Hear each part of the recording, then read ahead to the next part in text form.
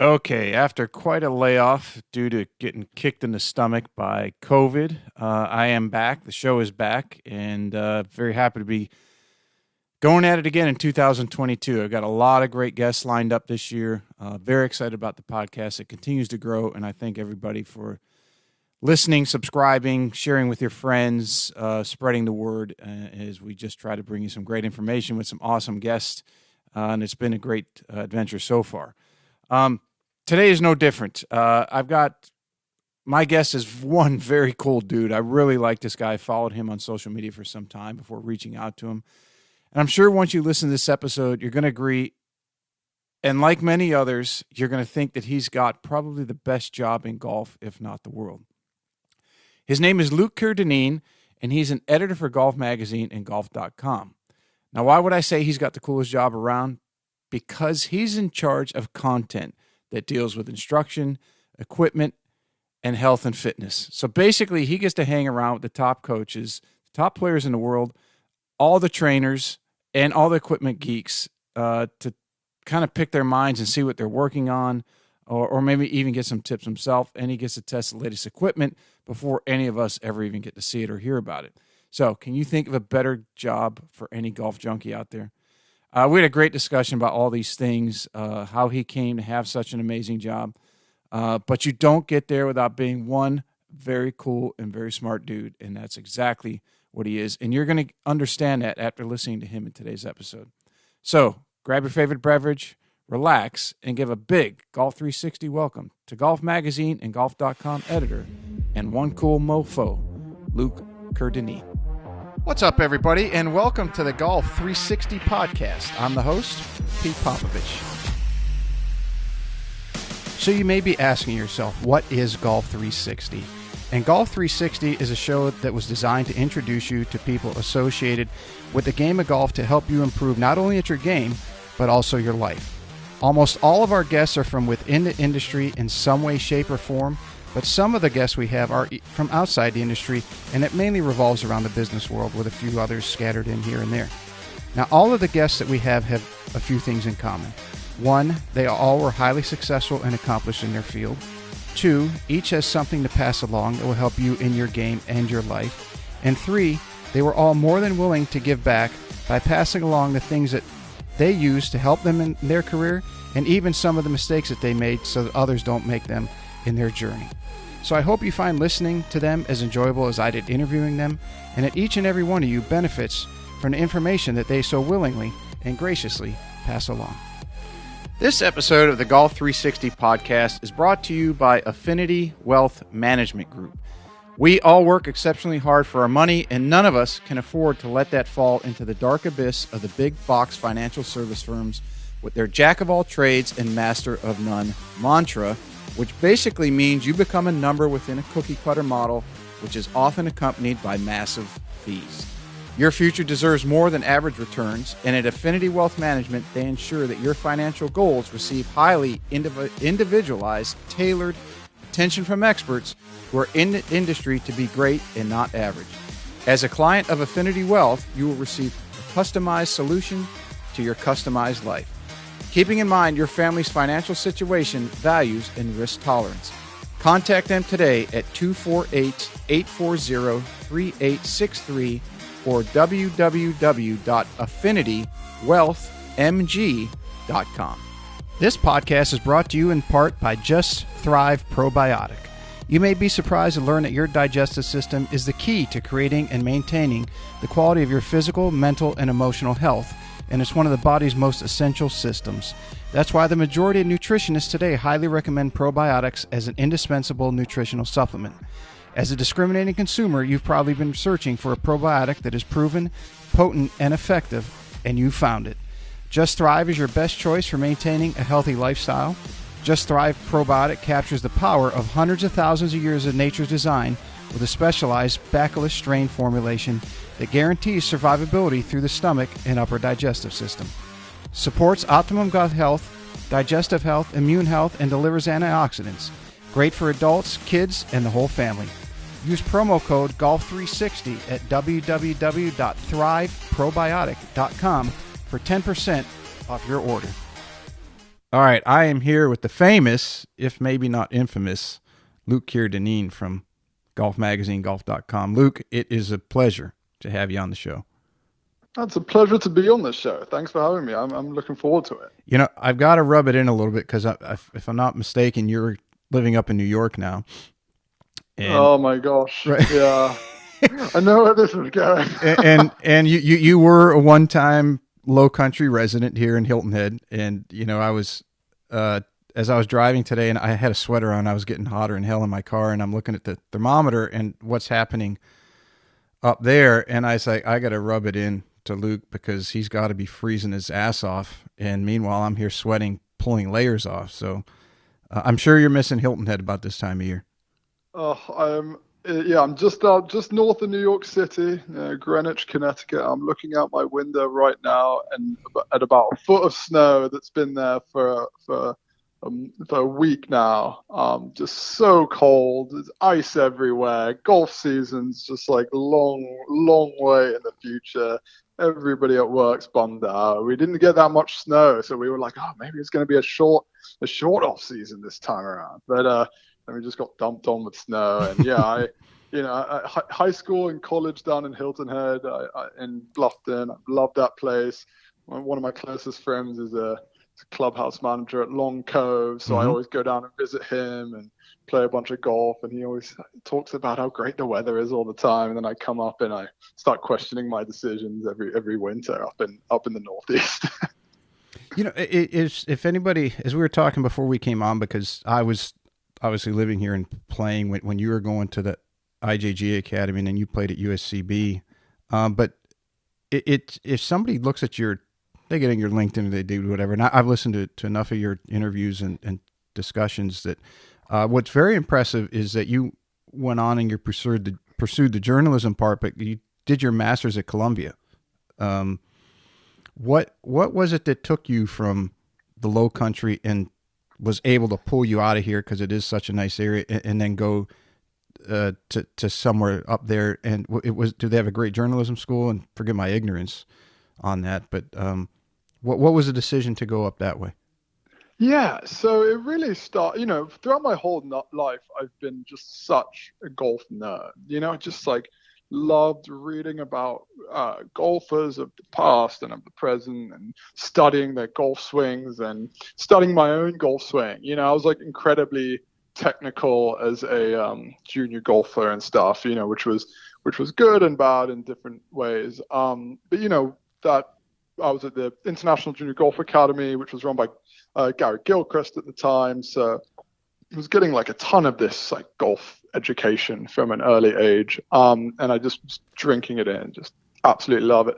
I love the area so much. Like you said, I went to University of South Carolina, Beaufort, who, we got to number one in NAIA, which is the conference they were playing in at the time, which was really proud of. But I just very quickly started realizing like, I'm just not, I'm not good enough to be a pro. Didn't hit the ball far enough. Wasn't really working hard enough in the gym, sort of by choice. Really loved playing golf, but I just, I was playing a lot of golf with Kyle Stanley. Like I played a ton of golf with him because we were members at the same place. And, Mm-hmm. you can spot when one of these guys has it, you can't quite put your finger on it, but the way they hit the ball, the way it sounds, the different things they do, the shots they can just pull out of their back pocket. You can And just it kind of looks see it. exceptionally easy.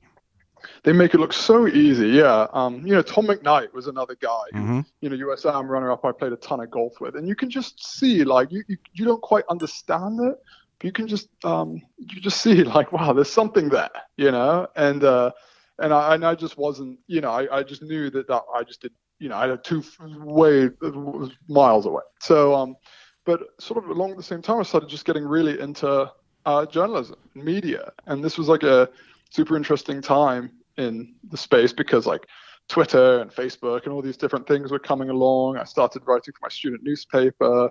And, I just kind of got hooked on that really. And so, after, in my senior year at USCB, I was just looking around for journalism programs.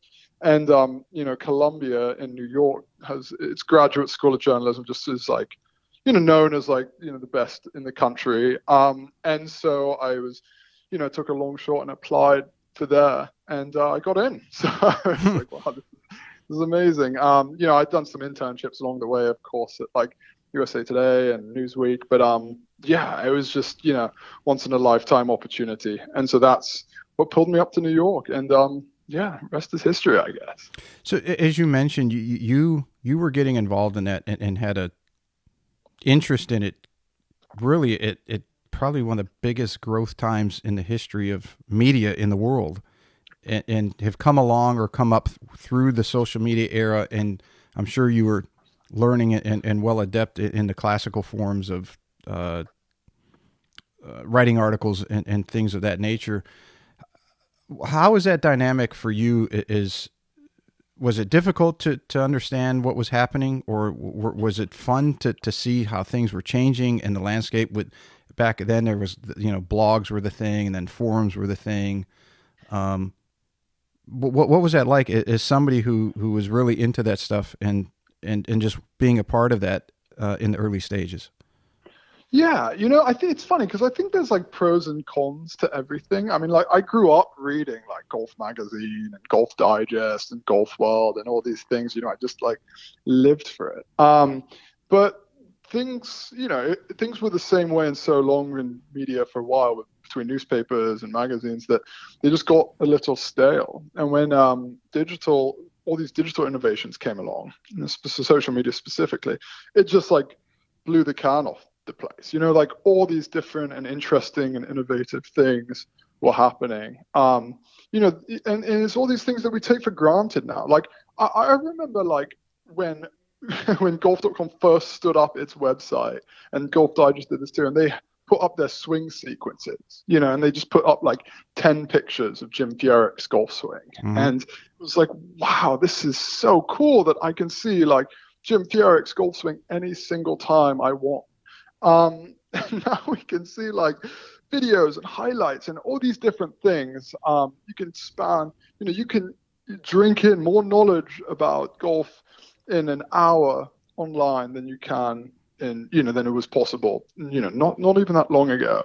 Access to teachers, you can really vet people's ideas, no longer is it just like, oh, I'm going to my guy down the road because that's the guy down the road. I mean, right. You can go take a digital lesson from somebody who's halfway across the earth because you like his ideas.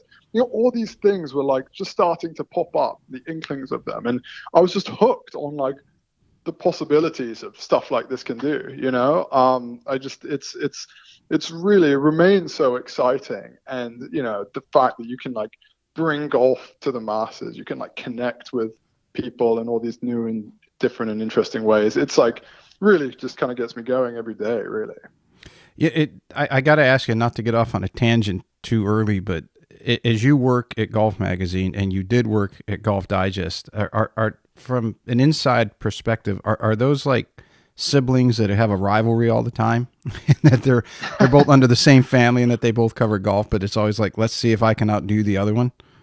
Yeah, it's funny because I think it used to be like that a lot more. Like I think in like the 80s and 90s, it was probably, when there was just two magazines in town, like that was just a huge deal. But now it's just, it's a lot different. There's always like rivalries there with every brand. But I mean, I'm just a big believer in like a rising tide lifts all boats. Mm-hmm. And especially when you're talking about a world as small as golf. And you also start seeing that, everybody's kind of doing a bit of everything now, right? Like Golf Channel isn't singularly a TV network anymore, the same way that Golf Digest and Golf Magazine aren't simply magazines. Like everybody has websites, they're doing different things, they're pivoting in different ways. So, of course there's like, everybody wants to be the biggest and the best site in golf. But I don't think it's as like cutthroat as the heyday of like, like the New York Post and the New York Daily News are the two tabloids in New York City, and there's this like cutthroat race to get the story. Right. Like it's just the dynamic's just different now. And so I think that part of that is just because the social media has just made the industry like a little more muddled, I guess. But it's not quite like there's only two games in town anymore. Like there's all sorts of people putting out all sorts of interesting content that It's not really us versus them. It's like we're all in this kind of doing the same, dancing this to the same tune together. Is it that there's so much access to information now that they're and there's so many avenues that they can push that information out that they're not focusing on an adversary anymore so much as they're focusing how can we make the best possible content and distribute it the best way we can? Yeah, I think so. Look, like I think in basic terms, it used to just be very much a zero-sum game, right? It was like it's this magazine or that magazine, and the advertiser either advertises in this one or in that one, and the reader either read this one or that one. Whereas now, like people come to Golf Digest, people come to golf.com, people go to Rick Shields' YouTube channel, people go to Gankas's Instagram. Like there's all sorts of stuff. Like there's more of like the user just kind of has a bit more of a media diet now, and so it's not really like a one versus one situation anymore. Like it's a circle that we're all in, for lack of a better term. So yeah, I think that's taken the edge off, I guess, in short, just because there's a lot more voices in the room, and even though Golf Digest and Golf Magazine huge voices in that, the biggest voices in the industry. There's just a lot more, there's a lot more voices too. So it's all about, I like to think about it as like we're all kind of coexisting in the same world together. And I actually think personally that the better one gets, the better the other gets too. That's what I meant. They're like siblings driving each other. Yeah, right? I don't think it would be good for golf if one of those went away. I don't, like if Golf Channel disappeared or Golf Magazine disappeared or Golf Digest disappeared, I don't think golf would be in a better spot because of it. I think it would be in a worse spot. So I think it's important to keep that in mind too. Yeah, it's almost like that they've become sources of news for that industry. And I'm looking at this from an outsider. You're obviously in the media game, but the mistrust of the mainstream media, which I'm assuming has maybe arbitrarily played a role in that, but it's also spawned things like this. I mean, I'm Very Small Potatoes podcasts. If you took it to a worldly level or national level, you've got people who are trusting the big name in podcasting right now is obviously Joe Rogan, right? They're leaving the mainstream because they're not getting reporting, they're getting bias-driven information, political affiliation aside, and they're going to someone like a Rogan to get, hey, this guy's, he's going to have differing opinions on, but at least he's going to be more or less down the middle, and we can make our decision from there. Where at the golf side seems to have made themselves media outlets, but they're doing so not to drive narratives one way or the other, but just to provide information for golfers, as you alluded to, where you can look at Rick Shields, you can look at Gankish, you can look at Martin Chuck, Andrew Rice, a number of different teachers, and make your decision from there. That's the media landscape is a fascinating entity to me, and like I said, you have come up through that change, and one of the reasons I find you so interesting.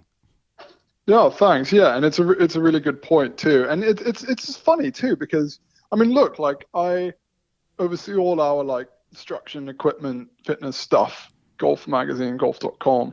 I'm like pretty singularly focused on like finding stuff, be it from teachers, from tour pros, whatever, that helps golfers at home play better golf. That's like really like what I do every single day. And so at the end of the day, like we're in this like golf specific space, and we're like, I'm asking pros things about their game, like really nitty gritty stuff about their own game that like, ESPN or whoever just isn't going to ask them. Like they just don't have an interest in asking at the level of like detail about, oh, what do you work on in your swing? No, how do you work on it? No, what drills do you do? No, what do you do in this? Like, because we're Golf Magazine, like that's the prism at which we come at this thing. And so I don't think that, like I was saying earlier, like that's what makes us so essential to the industry, because we're not driving an agenda. We're just like digging deep into the details of this game. Like we're not Like we're golf nerds trying to get nerdy about this, sort of by design. And it's a role that I'm really comfortable in. And it's good to hear that people, recognize that for what it is, where like, I'm not opining on like the news of the day in one way or the other. I'm just trying to like, find interesting things that pros do and cast a little light on what makes those guys tick, really. And hope that the rest of us can learn something from it that we can apply to our own games. Yeah, it's like you said, it's unbiased. It's an honest search for, as you take your mind from somebody who played at a very high level and then had an interest level in what people who got to the highest level have. You bridge that gap in that. Well, one, you're an expert in writing, so you're very good in communication. You're able to communicate with the players at the top of the world, be it the men or the women, and then have that ability to communicate what they're saying to the reader who's, let's say, a 20 handicap, and convey it in a way that they can understand what somebody at that level is going through. So Oh, I appreciate that. And it's funny though, because I talk to my colleagues, and I like my friend and colleague Dylan DeChair and I were talking about this the other day, that when you think about a tour player's existence, right? Like, what do?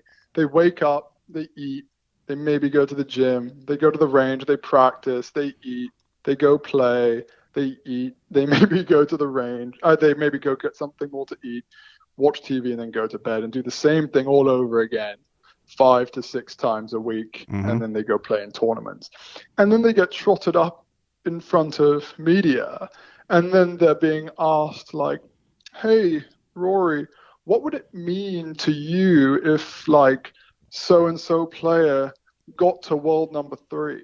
And it's like, dude, like, that guy doesn't care. Like, he just doesn't think about it. Like, but then if you ask him, like, hey, like, how do you practice your putting when you're struggling from 15 feet? Like, then he'll go so deep on it for 10, 15 minutes talking about his different things that he does and his drills and his swing keys. And this is what I work on. And this is how I do, because that is what, a player's existence revolves around, right? Like, they are golfers in this little hub they create for themselves to design themselves to be better golfers, and they're thinking about that basically 24/7.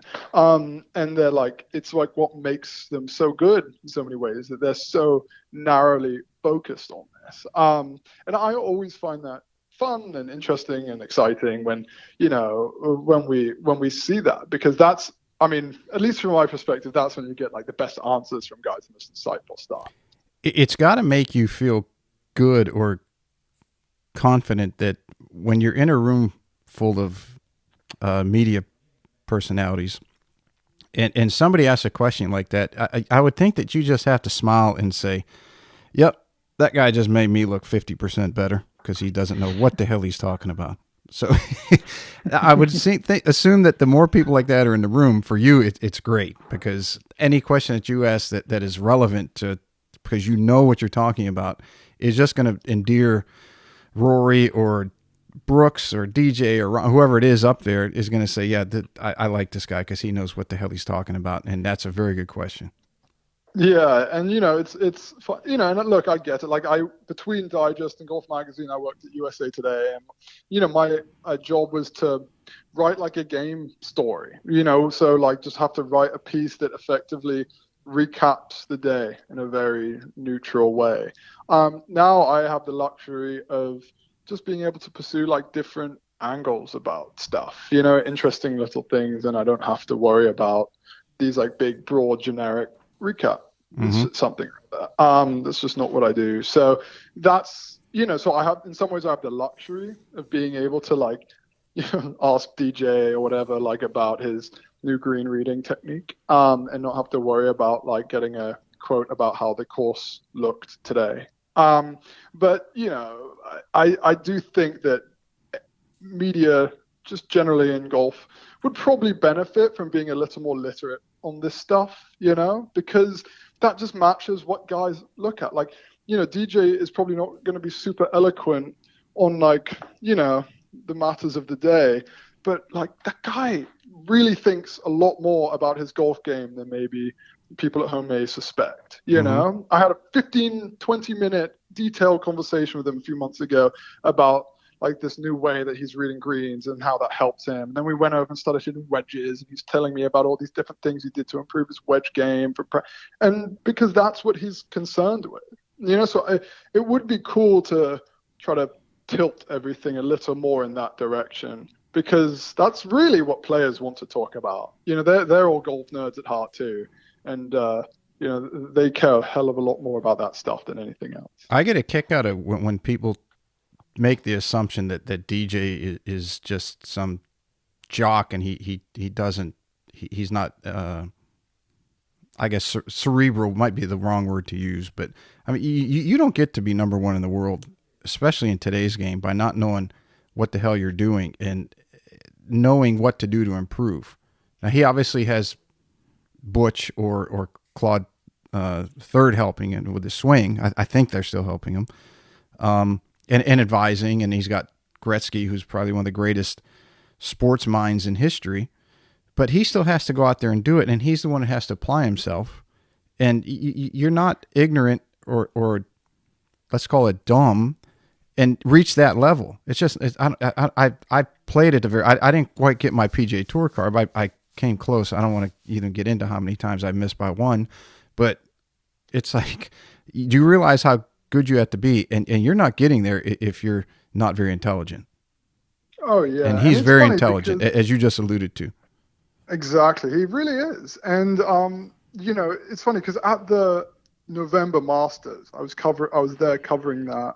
And Rory is talking, and he was asked about DJ. I forget what the question was, and you know, Rory just kind of like brushed it off, but then said, like, you know, DJ's a lot sharper and a lot more switched on than you guys think he is. Like, you know, you may not think it, you may play it off like he's not, but he is switched on. And that's really, you know, I was talking to a friend of mine who played college golf with DJ at Coastal Carolina, and I think the best way I can describe it is that DJ only really engages with stuff that he feels like it's worth engaging with. You know what I mean? So if he doesn't think it's worth his time, in a nutshell, he's just not going to bother with it. And, you know, you're really going to struggle. But if he does think that it's worth his time, then it could improve his game or whatever, he will really go deep on it. And we see, you know, like to your point, you don't get to be Dustin Johnson, two-time major champion, you know, tons of PGA Tour wins, Ryder Cup hero. Like, he wouldn't get like that by accident. You know, he just is like, his part of his intelligence is knowing what to eliminate from his mind and knowing what to spend his energy on. You know, he doesn't sweat the small stuff. He has a really natural sense of being able to like reduce things down to like a really simple, essential thing, and then really just kind of go at it from that perspective. I think he has taken advantage of some of the media who don't understand the game, like we talked about, and think that he might not be a really smart person, and is more than happy to allow them to think that, so he doesn't have to get into any detail or talk to them about what he's doing. It's like, yeah, oh, you're right. Okay. Well, is there another question? Okay, let's move on. And then he can go off and do his thing, right? What he wants to do.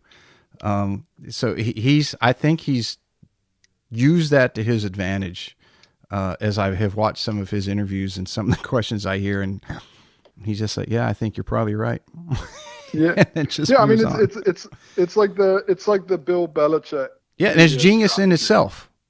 Yeah, exactly. Like he'll make the answer really unpleasant if he wants it to, but then if you ask him about some tactical play, like he'll go really deep on it, because that's what he actually is interested by. So that's definitely the common thread I see interviewing tour pros. Let me jump a little bit over to your writing, because that's your profession. That's how you got started, and you still put out content online and in other places. And just as writing in general, because, and there's a lot of different reasons I want to dive into. I mean, I've written something like over 50 articles that were published locally here in the Low Country and a few other places. And I very well, it taught me, number one, how to take your thoughts and put them into words, which is communication, right? It's probably one of the most important things that we have as human beings, and the ability to communicate what's in our head into words that somebody else can interpret and implement if you're a coach. So as you're someone who is an expert in writing, and obviously we've established that your education in that field from an early age all the way through college and your degrees and your profession, we've discussed a little bit about some of the questions that people who are not very good ask. So in your opinion, what is it that makes a great writer? Yeah, so I mean, look, like I don't want to, there are people who are like incredibly eloquent and can really turn a phrase in these amazing ways. I mean, Michael Bambo, who we work with, Dylan DeChere, a couple of guys who are just like truly talented. But, I think the best way to be a good writer is to read a lot first. That's really like step one. And for me, the essence of being a good writer, but also just like communicating well, is to like really, you're trying to get your ideas across in as clear and quick and relatable a way as possible. You're not trying to make it confusing. You're not trying to sound smart.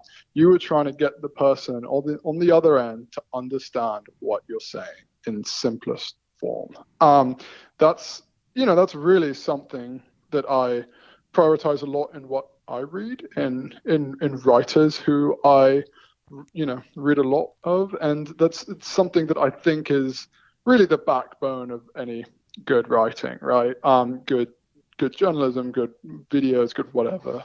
And so that's something that I think about a lot too, especially because when you're talking about some things that it's easy to get bogged down in certain things with the golf swing or golf, which is an inherently pretty nuanced, complicated game in and of itself. Mm-hmm. You're really like, the worst thing you can do is try to make it sound more complex, or even if it's accidentally make it sound more complicated than it is. All you're going to do is push people away, confuse them, leave them feeling worse. I mean, what you're trying to do is explain a concept or an idea in as simple form as possible and make it relatable. If that means using an analogy, that means using first person. That it really is the key, and to do it in a pretty brief way. That to me is what I think the spine of a good writer is. Do you think that you need to utilize writing in order to learn how to think clearly, or would you say you need to learn how to think clearly before you can write? So I often find that writing like organizes my own thoughts a little bit when it comes to certain things. Mm-hmm. Just putting it down, giving it some structure. It always, I mean, look, everybody's different, but I think for me, it always works in that direction. If I can put it down on paper and structure it in a way that it flows pretty coherently from A to B to C in a pretty brief amount of time, I think that is what often results in like me being able to communicate what I'm trying to effectively. When I just sit and stew on it, it seems to get more complicated. It takes a longer time for me to sort of get the idea across. I found out if I have to write something that I used to sit there and, okay, if I'm going to write on the grip or the takeaway or something, and I would just think of that, and then I'd write an article, and then I'd have to go back and rewrite it a few times, sometimes more than a few. But I found out later on that if I had an idea of how I wanted to break that article down and made somewhat of an outline, I didn't put 1A / lowercase or 2 and, the whole thing like you would scientifically, but I would just write on a scrap piece of paper the key points of the article I wanted to make sure I got across, and that seemed to organize my thoughts to a better level that made at least the flow of thought continue, and my mind wasn't jumping around. Don't get the monkey brain while you're trying to write down 3 things at one time, because I was writing shorter instruction articles, like 1,000 words or less. I wasn't writing novels. And you had mentioned reading to improve your writing. You write, from what I can gather, articles and things that would be shorter in volume. So when you were learning those things, were you reading things shorter in volume, or were you reading things like Hemingway or Chekhov, Dostoevsky, novels of that nature to improve? Yeah, I think you're spot on, by the way, about the outlining stuff, and I think that's a really important point to any coaches who may be listening, who may be writing articles or doing videos about stuff, is that you're not trying to conquer the world with one piece of content. You're trying to accomplish like one goal, and usually that means touching on 2 or 3 things in order to help you do that. So, staying focused on that is really like the key to doing it. And then, as far as like, I was an English major in college, so I had to read a bit of everything. But I mean, the stuff I actually enjoyed reading the most was like the shorter stuff. I've always loved reading opinion articles. I really like hearing or reading about first person stuff. I like thinking about the person on the other end trying something, doing something, and sharing their experience in like a pretty honest way.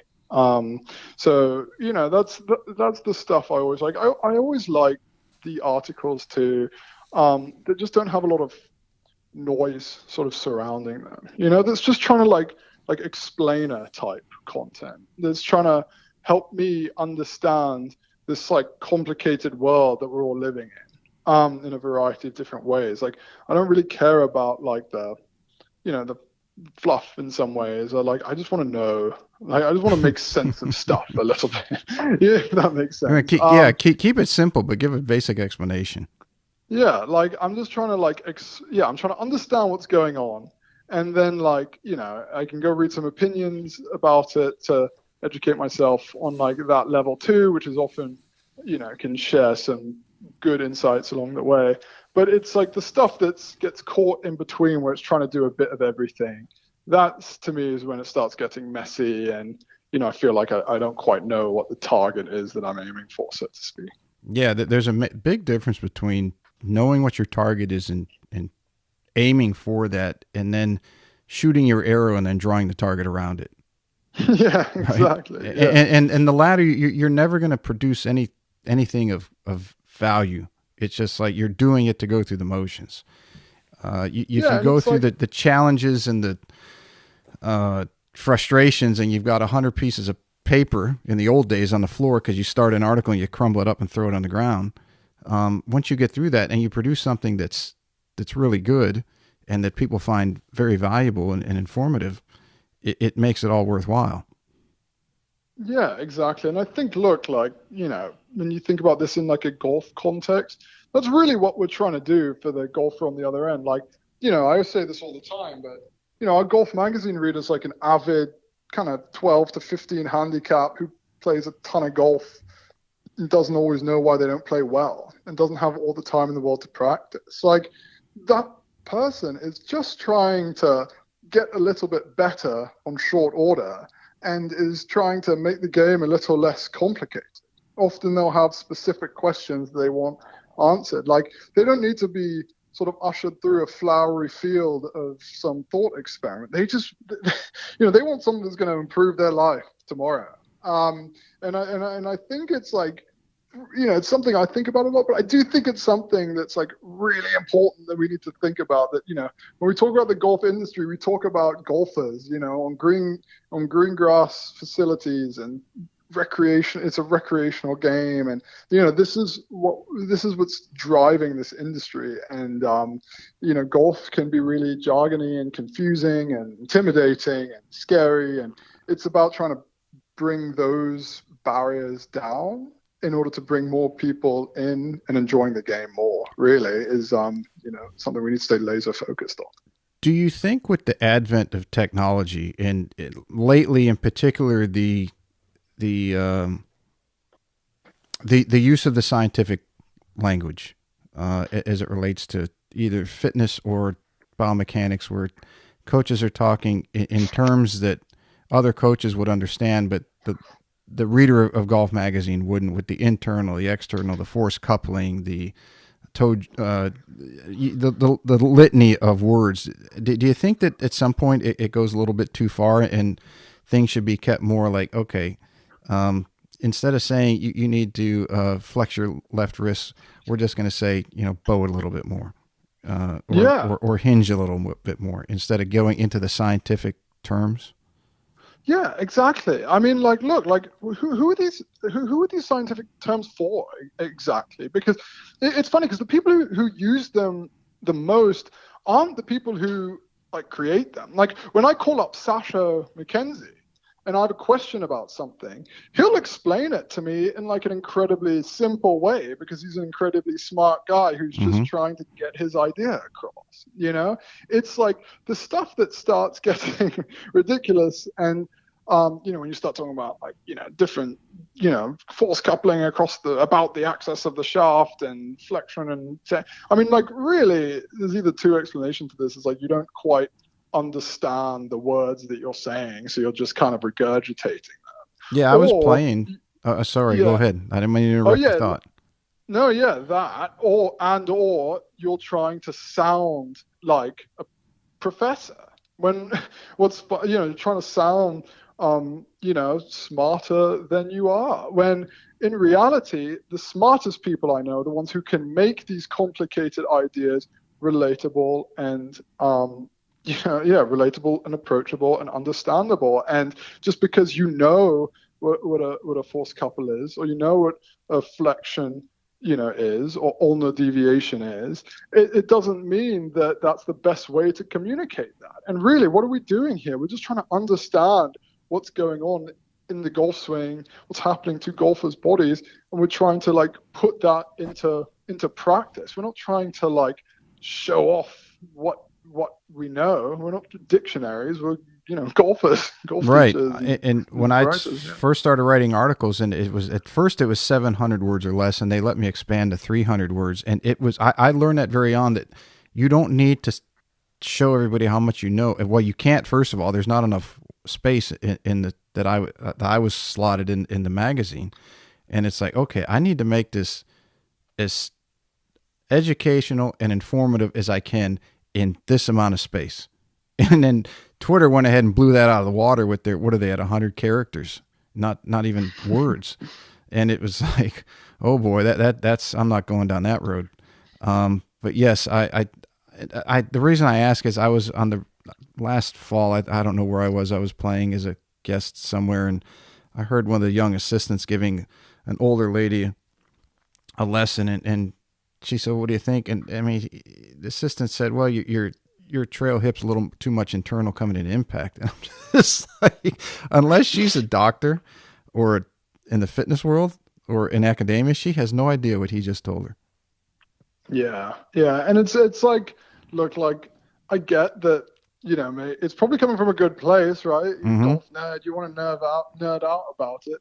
But again, like, this lesson isn't for you, it's for them. Like, you're trying to have them walk away from this experience knowing more than they were, not more confused. And so I think that that's just something that, it's not always appealing, because sometimes you want to like strut your feathers a bit and show off how much you know and these concepts. But again, like, it is a cliche, but the smartest people around aren't the ones who do that. Like, they're the ones who know it and then are smart enough to turn it into something that like somebody can understand. And that's kind of the goal that we're all trying to strive for, especially when you start getting really into the nitty gritty of the golf swing, which can get really complicated really fast, as you know. Yes, and I don't fault the assistants or coaches, whoever's doing that teaching, because at least they have the desire to take their skill to another level, and they're taking the opportunity to learn these things. It's just, where do you apply it, right? And that that's a skill that you have to learn. I mean, how many young apprentice teachers or coaches or assistants do you know that they just don't have the experience on gathering all this information and then knowing where to apply it? That just comes through experience and mistake. And if they make the mistake now, so long as they learn from it, I got no problem with somebody trying to improve. even if they explain it in words that a senior member might not comprehend, and look at them like, the hell are you talking about?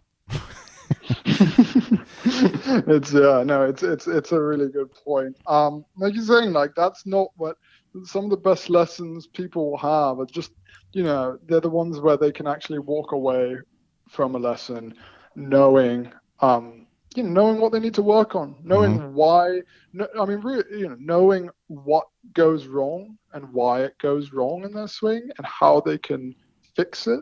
Um, that's like the goal, right? And I'm not saying this from a coach's perspective because I'm not one. I'm saying this from a student's perspective because I've taken a million lessons from tons of different teachers. It's like really that's what is the determining factor in a good lesson. It's like knowing what the hell I need to work on and why. Yeah. For the people out there that might not be know you by name or know, well, they probably know you by name, but they might not know what you do. Um, and you being in charge of instruction, equipment, health, and fitness, a lot of people would say, "Wow, do you have the best job in the world?" I mean, you get to rub shoulders with the tour pros and the coaches and all the equipment manufacturers and these health fanatics and very smart trainers. You've got to, and then you just get to pick their brain and learn more about it. That's got to be one of, if not the best job around.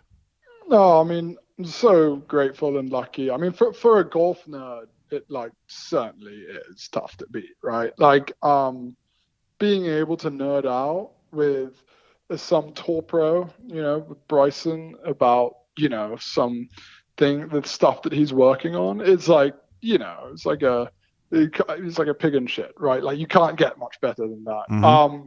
So yeah, that's what my role is at Golf Magazine. Like oversee all the game improvement content, all our service journalism, and so we have an awesome team of content creators who like help me out with all the stuff, and it's just it's so much fun.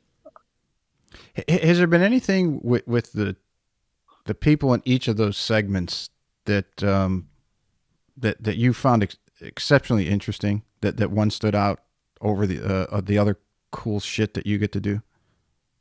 As far as like specific people or ideas Yeah, or what? whether it was an idea from a coach or a coach or a player or a strength coach or equipment, if you got to hang out with the inside of a tour van with somebody, um, or just an engineer or a ball development person, or I mean, the list is endless, and I just wondering if there was any of them that stood out that like that just blew you away. Like this was one of the coolest things I've ever done or gotten to sit here and listen to somebody talk about.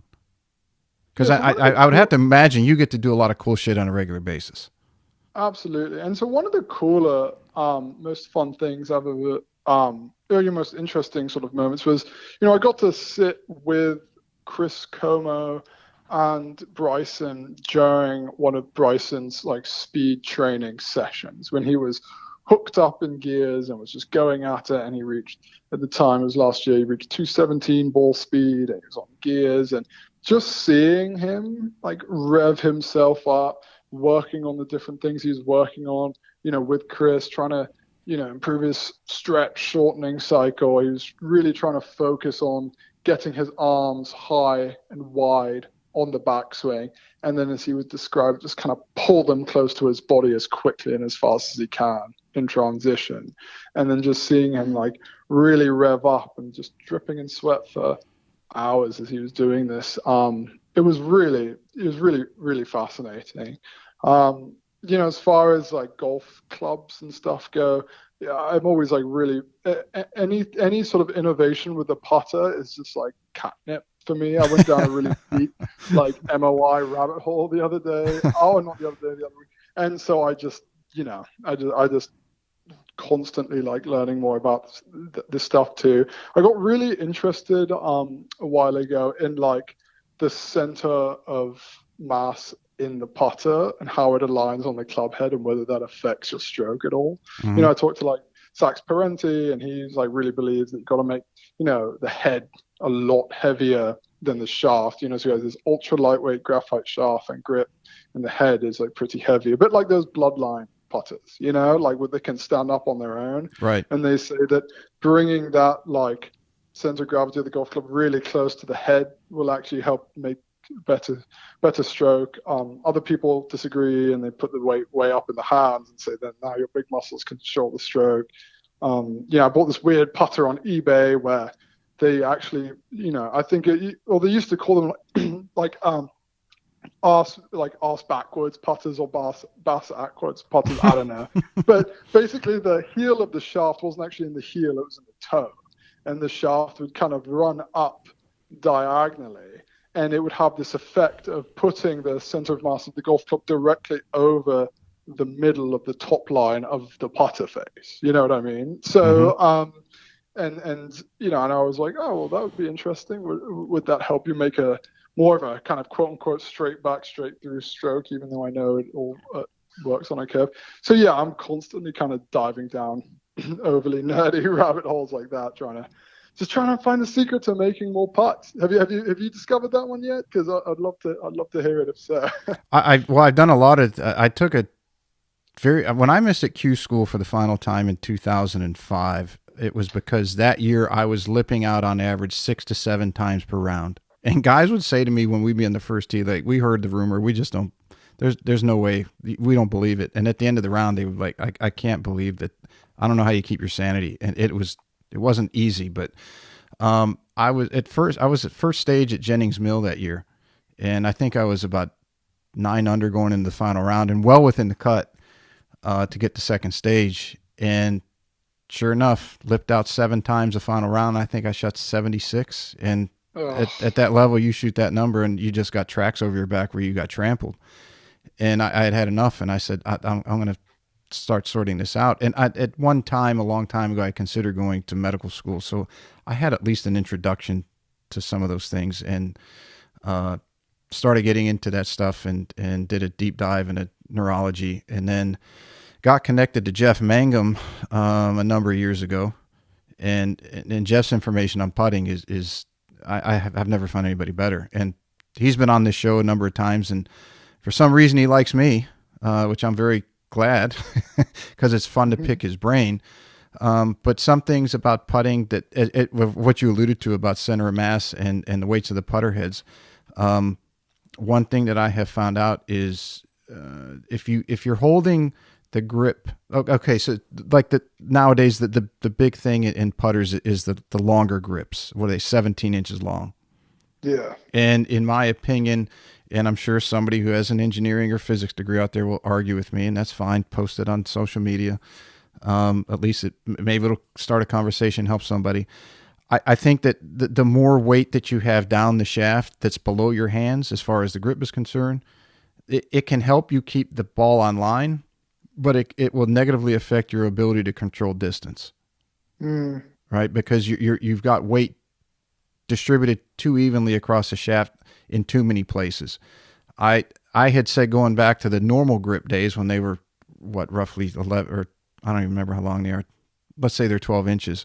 If you were going to hold the putter at the end of the grip where the meat of your lead hand, where the grip was right there, and then you had, let's say, 4 inches of grip under the lowest part of your trail hand, that was too much grip to go ahead and cut 3 inches of it off. And the people I was working with, some of them would argue, today's the younger kids who have the long grips will argue, well, I can keep it on line if I keep the longer grip. I'm like, how's your distance control? Well, it could be better. I'm like, yeah, I know. That's why I asked you. So I think that as far as, I hate to use this word, your feel will improve as far as the weight of the head, to the point that you were saying about that gentleman who had the theory with the real heavy putter head. And then I've got some formulas for, depending on head weight and how much flex you want to feel in the putter shaft, how far you're going to tip the shaft and then cut the length. So I've got a few small tricks, and I'll message those to you if you want to play around with those, since you like to go down rabbit holes of putting. I got a whole bunch of stuff like that that's fun to play with. Yeah, I'd love that. That's fascinating. And yeah, I think I think there's so much there to unpack, right, and learn more about. And it's always funny how little we know in some ways about like golf. But it's funny, like when Sasha McKenzie, for instance, like did his heads up putting study and found that golf's actually improved when they're looking at the target. For instance, if nothing else, it is an interesting experiment in the idea of how like reactionary something like putting is and how field based it is. And so when you come at it from that perspective and somebody says, yeah, well, what you really need to do is whack a bunch of weight high up in the shaft, to the point where like the head, you can't really feel like the thing that's actually going to hit the ball in this incredibly delicate art that is putting. It doesn't seem to me, it doesn't pass the smell test. Like, look, they're like smarter people than me figuring all this out. But that's just, at least the perspective I come at it with, which is why I kind of prefer. And then, you get all this anecdotal evidence where you look at these great putters, you look at the Tiger Woods, the Crenshaws, they have these like skinny scripts on these like light putters. And they're really talking about like feeling it in their hands. And it's I think there's a lot there. And I think that the further away you get from that, from the idea that you need to cultivate your feel on the greens, the more sort of problematic it can be. But then somebody like Bryson comes along who's, locking into his left arm, and he's measuring the length of his backstroke when it comes to long putts, and has become an objectively much better putter because of it. And he's taking this incredibly scientific approach. And so, there's clearly more than one way to skin a cat. My idea on distance control or speed control in putting is that it is innate, in that your arms, the body has certain ratios to it. So how long your lower body is in relationship to your upper, and then how long your arms are as you hold the putter. The important thing to remember is your cadence or your walk is coordinated between the length of your arms and the length of your legs. And you did not have to sort that out as you grew up. It happened on its own. So like when you see kids who are usually teenagers or late or early adolescents and their legs grow faster than their arms, they usually trip. And that time frame can last anywhere from a few days to a few weeks as their brain recoordinates the patterning between the swing of the arms and the length of their step. The reason that's important in distance control is how far back to take your arm to make an object go X distance. So a lot of ladies that come to see me in golf schools, in particular in putting, they'll say they have horrendous distance control, and I'll toss them a ball and ask them to throw it back, and I'll start backing up from 3 feet to 10 feet to 20, and they can come relatively close to hitting me on each time. And I say, you don't have a distance control problem.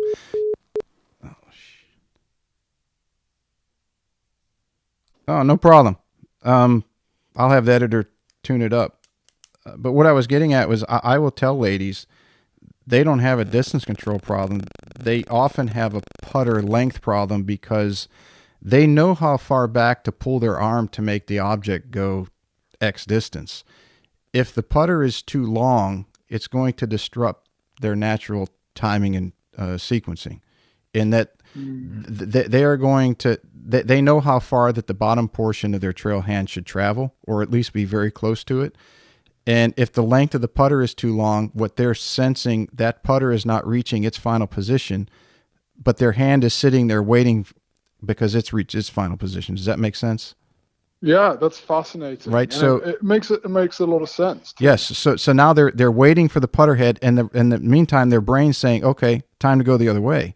Well, now they're out of sorts, and that suffers. Or if it's too short, there's not that lever becomes too short, meaning the putter, and now the head of the putter hits finish position before their hand hits its finish position. And now they're out of sorts in the opposite direction. And the same thing happens in the full swing. So I have said for many years that distance control, the ability to do so at a very precise rate, meaning anywhere from the ball just reaching the hole to 21 inches past, is ideal because that equates to 4 revolutions per second. And your ability to do that, fall within that range, is very consistent once you reach adulthood, but meaning you're not growing anymore.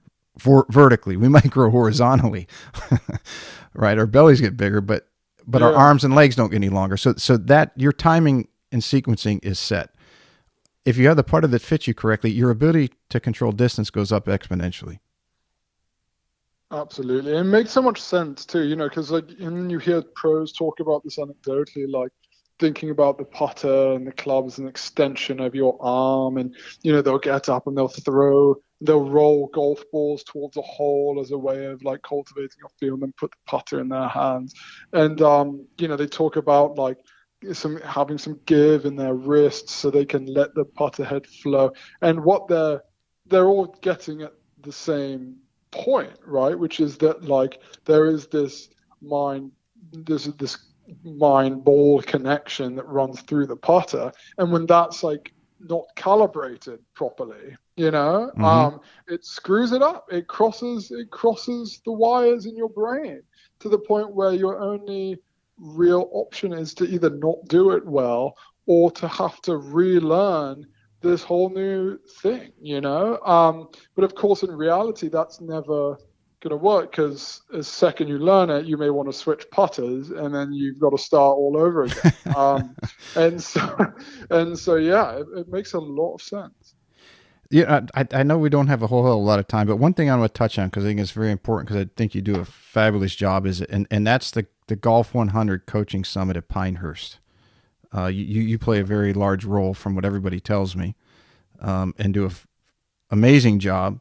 And I just want to give people an idea of what that is, because it's not like it's publicized to the public. They might not know what it is, and it is a great event. So can you just talk briefly about that, how it came about, and how you're improving it year after year to keep all these nerdy minds, inquisitive, interested to come back year after year? Oh, absolutely. And yeah, I appreciate you saying that too. It's definitely a long, stressful process on our end, getting the nuts and bolts of that in order, but it's really rewarding when it comes off. But yeah, this is something that Golf Magazine has been doing for a while, predates me. Mm-hmm. I joined in 2018, and they've been doing it for years. Basically, every 2 years, they get a group of the top 100 teachers plus guests all together, and they do a kind of academic summit of sorts. We have presentations, demonstrations, panel discussions, interviews, all with the goal of trying to help teachers become better teachers and learn from each other and meet each other and pick each other's brains, and then put that knowledge to use on the lesson tee for golfers. It's like I said, it's something we've been doing for a long time. And then once Howard Milstein, who owns Golf Magazine, he also owns a variety of other companies under his sort of golf portfolio, from Golf Logic to TrueSpec to Nicholas companies. He's really made it a priority to sort of expand this thing. So, making the event bigger, inviting more guests, trying to do it more often, streaming it online. It's like year after year, he is like championing this, like, make it better, make it more inclusive for all teachers everywhere. And it's still early days, but it's something that we really take seriously. And it's something that we really at Golf Magazine, golf.com, like, want to help, just give back to the industry, because, we know where our bread is buttered, right? It's like that golfer on the other end getting a little bit better tomorrow. That's what keeps our little world going around. Mm-hmm.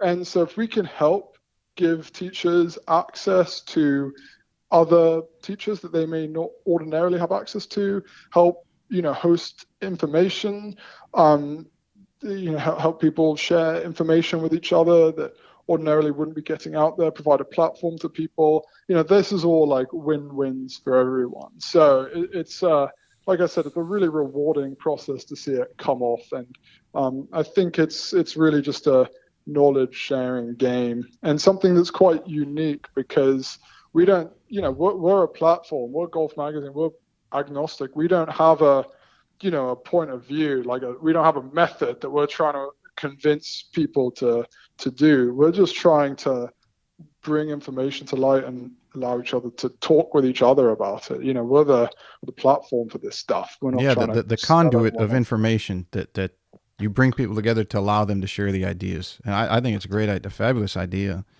Oh, thanks. Yeah, and so And yeah, it's really rewarding. one of the reasons I say you guys have done an amazing job because I mean the people you get to it, and I mean we have a number of I think Andrew Rice, Tim Cook, Jason Sutton, there's a couple other guys that moved here in the last year or so that go up and they all talk how great it is, and then you compare it. And this is not a knock on the PJ. So if anyone's out there listening, say, well, Pete and Golf 360 are bashing a PJ. I'm not, but if you compare it to something like the old teaching summit, it's like how did one just slowly fall away and this other one just filled the role and has made it better and better every year and where people want to participate.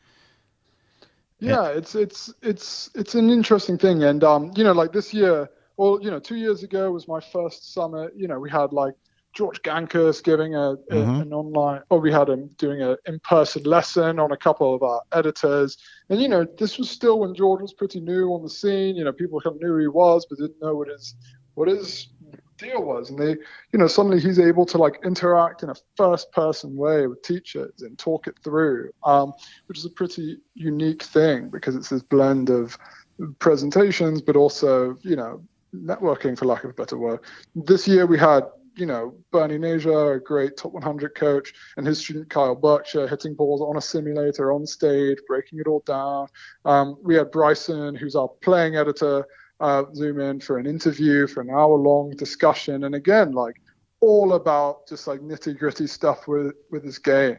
How he practiced when he was a junior golfer, and he goes for 10 minutes about how he went through 6 straight weeks when he was 15 playing only from the forward tees, and he shot 58 once and 59 twice to teach himself how to score. Wow. I mean, like, this is just not stuff that you get when he sits down at a press conference, for instance, because he's not asked about that, and he doesn't want to give enough time to have to go into those nitty-gritty details. So yeah, this is it's always really exciting to see it happen, and all the interesting stuff that comes out of it too. I mean, I'm always just blown away by the minds that are in this industry, and for as much as some of the technical stuff can be complicated in terms of how it's communicated, it's really encouraging that it's there to begin with, because we're not really guessing anymore. We're learning more and more, and we're validating it, and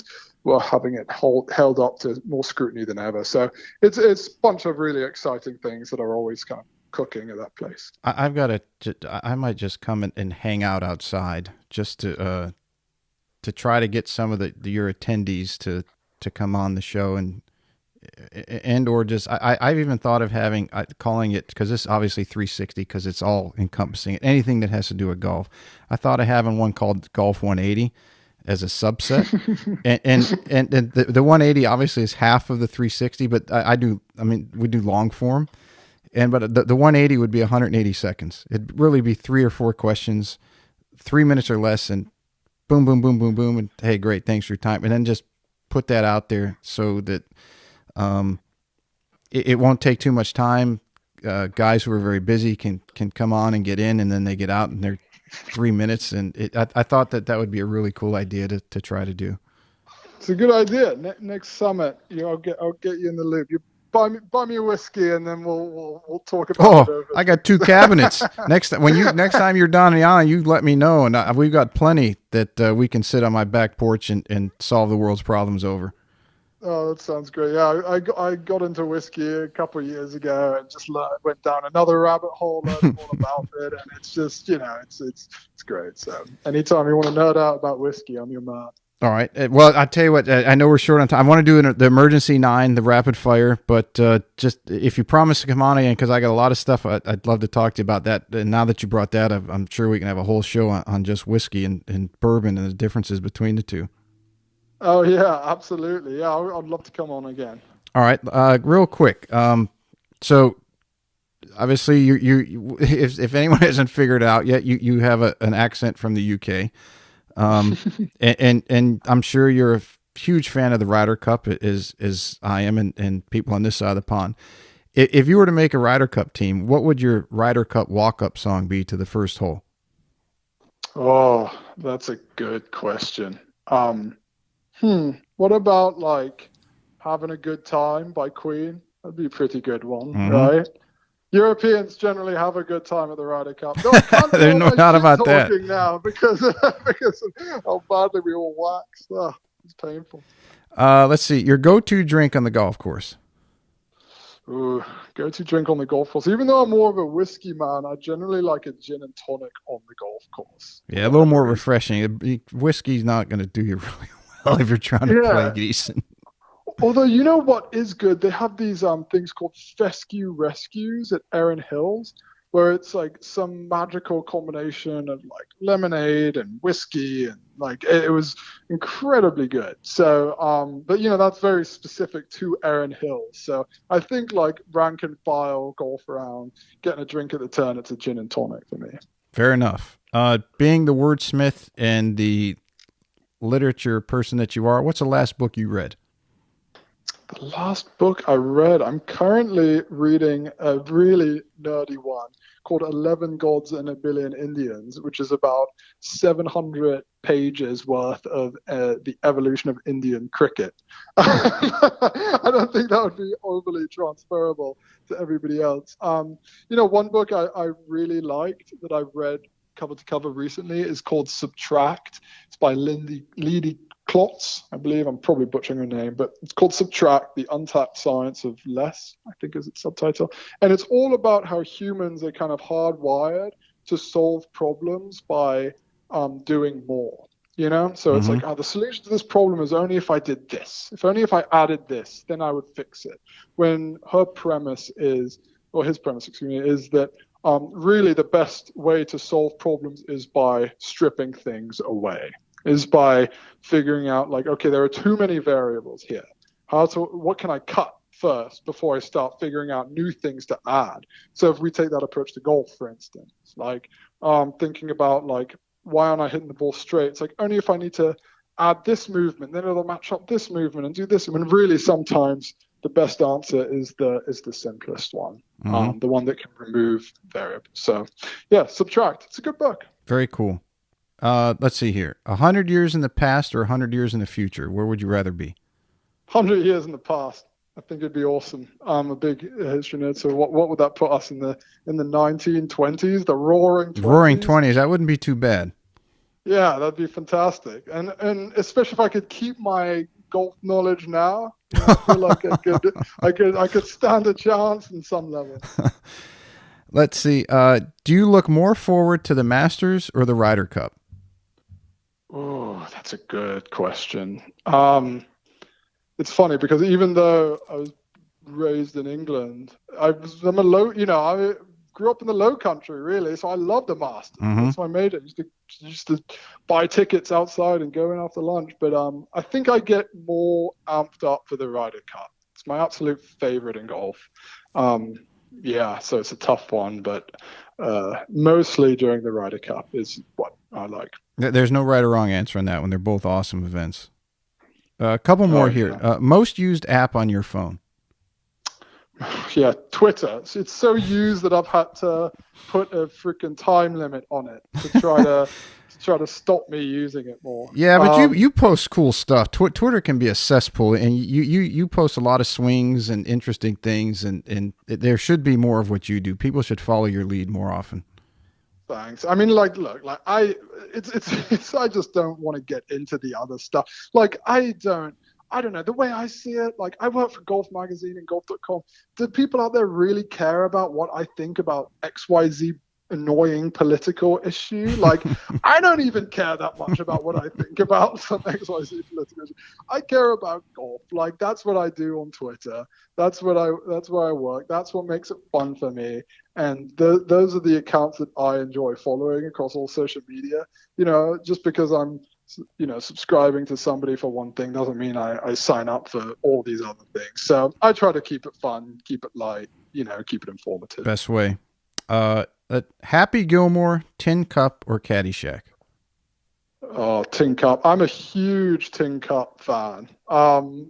I love Caddyshack, don't get me wrong, and I like Happy Gilmore, but something about Tin Cup just hits, you know. I just think that abbreviated follow through, the scenes, the ending is like an underrated plot twist. Like how many movies end in a way in which like the lovable main character doesn't win everything. Yeah, in fact, he blows it. He not just he doesn't win, he ruins it.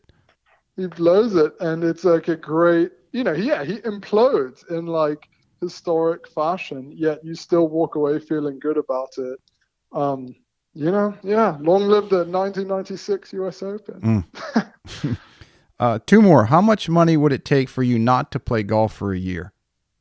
For a year? I mean, living in New York, you got to take about 6 months off, so you're halfway there. yeah, I'm about halfway there. Oh man, like I don't know. The price would be a lot lower for my wife probably, but it's got to be about $1 million, I think. It would be pretty tedious for me to have to write about all these interesting golf things. I mean, part of the gift and the curse of my role is that somebody will say something interesting, and I'm like, oh, I got to go try that. And then I go to the range and go play, and it's like this is the happy place where I like to live.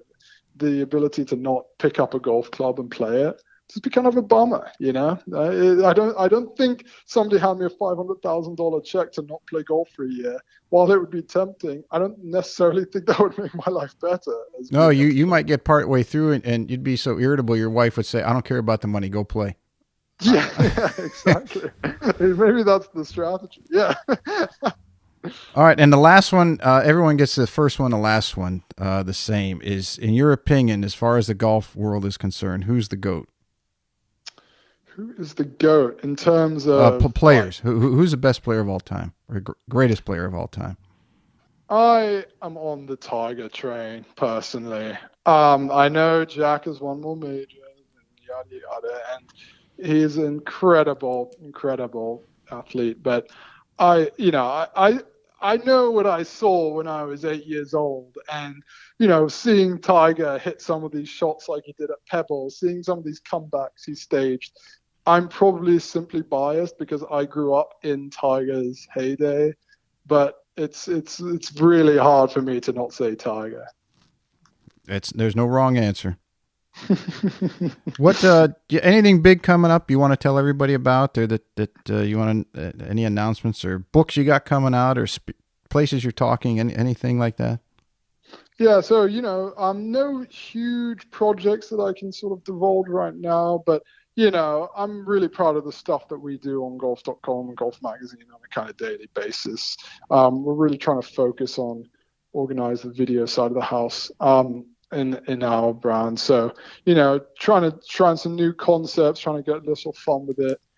This one concept that we like called Pros Teaching Joes is a fun one where we put our editors and have them take lessons from like, LPGA Tour players, PGA Tour players. That always ends up in fun stuff. We did one with Bryson where Bryson coached one of our editors to his like record swing speed. Kyle Berkshire was on there recently. So yeah, it's often there's a lot of fun stuff flowing through there. So and anytime anybody has any questions, just hit me up on Twitter. I'm probably on my phone checking it, so it'd be a nice change of pace. And your handle on social media?